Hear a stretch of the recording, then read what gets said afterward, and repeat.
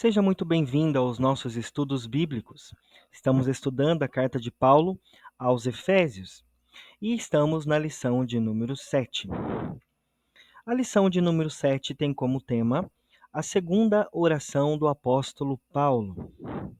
Efésios, capítulo 3, do 14 ao 21. A palavra diz assim: Por causa disso, me ponho de joelhos perante o Pai de nosso Senhor Jesus Cristo, do qual toda a família nos céus e na terra toma o nome, para que, segundo a riqueza de sua glória, vos conceda que sejais corroborados com poder pelo seu Espírito no homem interior, para que Cristo habite pela fé no vosso coração, a fim de, estando arraigados e fundamentados em amor, poderdes perfeitamente compreender com todos os irmãos qual seja a largura, o comprimento, a altura e a profundidade, e conhecer o amor de Cristo que excede todo entendimento, para que sejais cheios de toda a plenitude de Deus. Ora, aquele que é poderoso para fazer tudo mais quanto pedimos ou pensamos, segundo o poder que em nós opera, a esse glória na Igreja por Jesus Cristo em todas as gerações e para todos sempre. Amém. Introdução da nossa lição de hoje. Esta lição não é uma repetição da lição anterior sobre a oração. Na verdade, é mais um importante estudo sobre um tipo de oração que falta na vida cotidiana de muitos crentes. Pois a oração é o único meio de penetrarmos nos mistérios espirituais e de conhecermos a Deus. A forma ideal para a oração. A razão da oração. Versículo 14. Não devemos nos apresentar diante de Deus para orar sem objetivos definidos. Precisamos saber sobre o que nós vamos orar. Nesta segunda oração, Paulo dá a impressão de ter descoberto a força moral e espiritual para estar na presença de Deus em oração e meditação. Ele ora quando fica extasiado diante das revelações dos mistérios espirituais, guardados na eternidade e só revelados agora. Não se trata de mera oração de petição, era uma oração de participação nos segredos de Deus. A postura da oração, versículo 14. Nem sempre os judeus ficavam de joelhos para orar, pois a postura usual deles era de pé. As muitas religiões pagãs usam a postura de joelhos, por isso os judeus procuravam ser diferentes. O que realmente importa na oração não é a postura física, mas a atitude do coração de quem está orando. Pôr-se de joelhos para orar pode indicar uma submissão e humildade perante o Senhor. Não há uma postura determinada na Bíblia para orar, mas encontramos várias posturas distintas, dentre as quais o dobrar os joelhos. Não se dogmatizou biblicamente uma ou mais posturas físicas para orar. Naturalmente, a melhor postura é aquela que vem de dentro de nossos corações.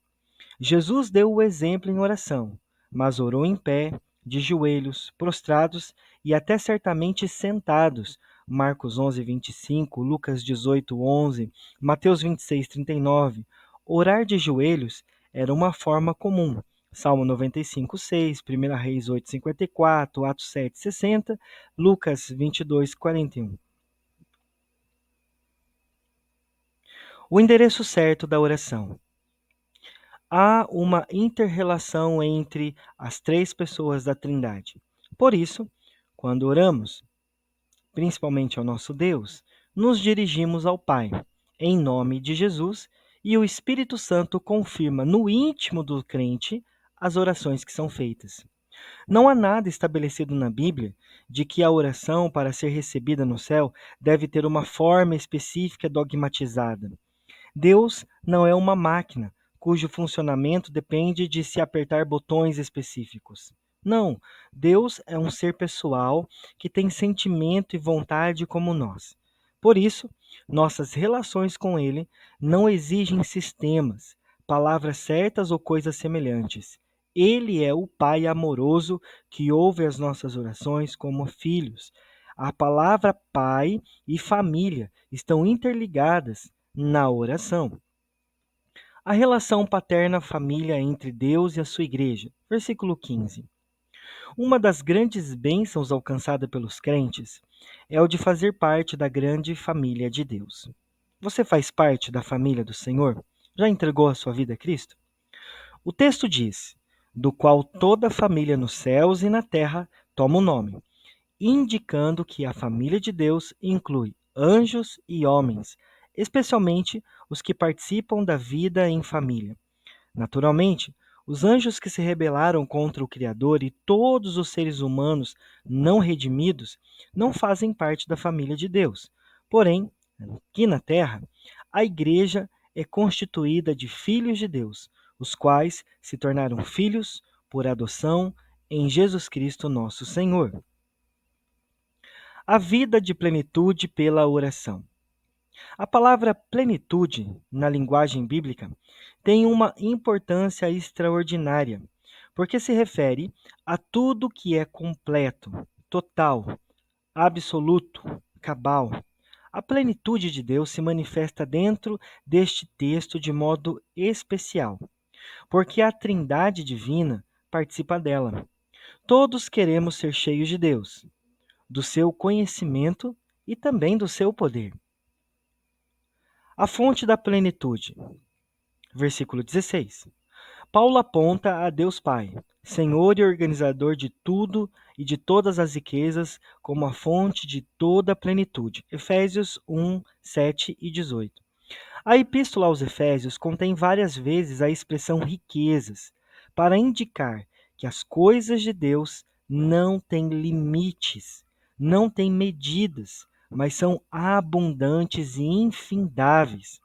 Noutras epístolas do mesmo escritor, aparece a mesma e edificante expressão.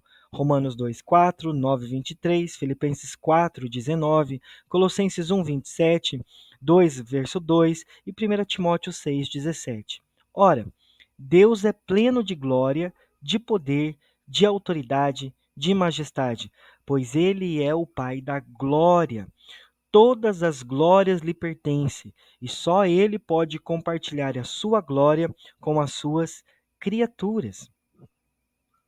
A riqueza de seu poder celestial pelo Espírito. Versículo 16.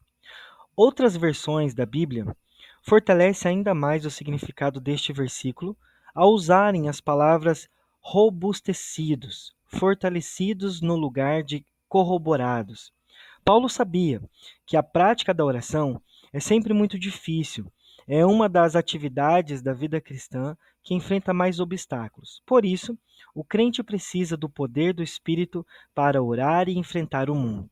Paulo sabia das dificuldades de se viver uma vida cristã vitoriosa e, para tanto, ele orou para que os efésios fossem fortalecidos, corroborados com o poder de Deus. Não era uma oração pedindo que o Espírito viesse para suas vidas, porque o Espírito vive na vida íntima do crente, mas sim que os tornasse aptos para enfrentar as oposições dos poderes do mal. Esse poder não vem de nós mesmos, mas ele vem de Deus. A riqueza da habitação de Cristo no coração. Versículo 17. Não se trata aqui de Cristo entrar e habitar novamente no coração do cristão ou do crente, como se ele fosse um estranho. É, antes de tudo, a capacitação do crente por Deus para sentir e experimentar a presença desse Cristo dentro de sua vida, fazendo fruir esta experiência para fora, como testemunho vibrante. Note que é pela fé e não pelos sentimentos que se sente a presença de Cristo dentro de nós. A fé torna-se aqui a chave para a experiência maravilhosa como Cristo dentro de nós. Sua presença flui para fora em alegria de viver, em prazer de servi-lo.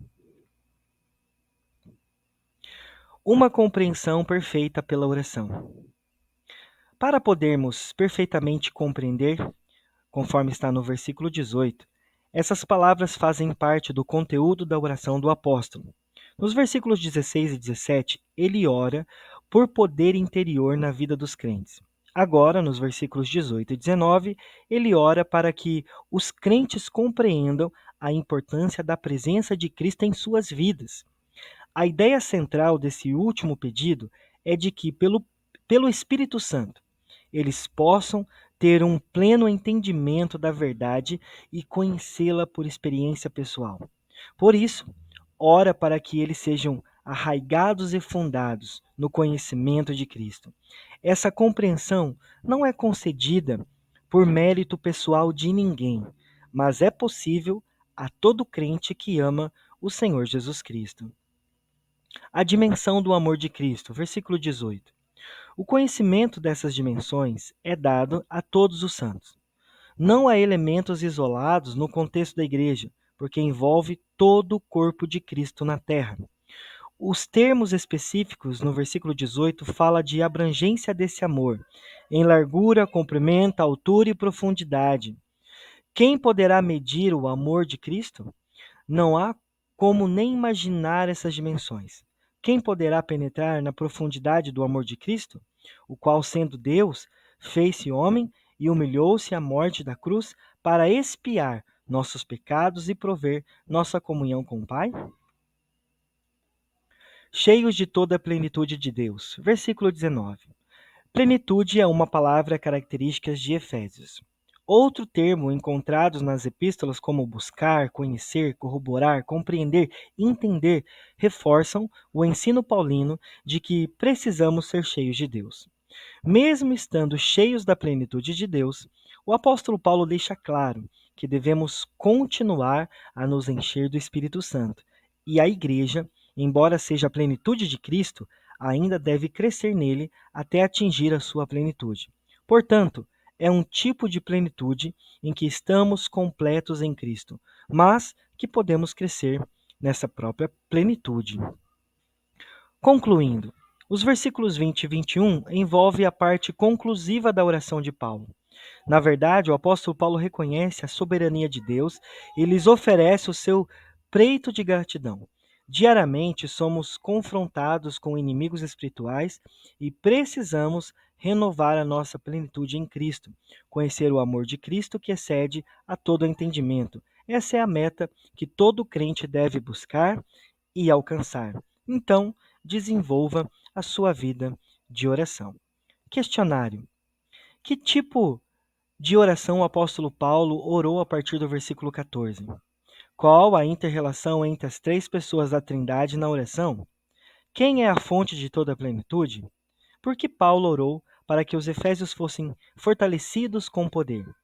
Quais as outras termos encontrados na Epístola aos Efésios reforçam o ensino de Paulo de que o crente precisa ser cheio de Deus? Espero que você tenha gostado dessa aula. Não deixe de ler a carta aos Efésios, mas não deixe de orar também.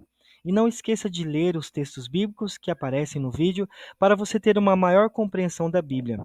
Tenha bons estudos e que Jesus te abençoe.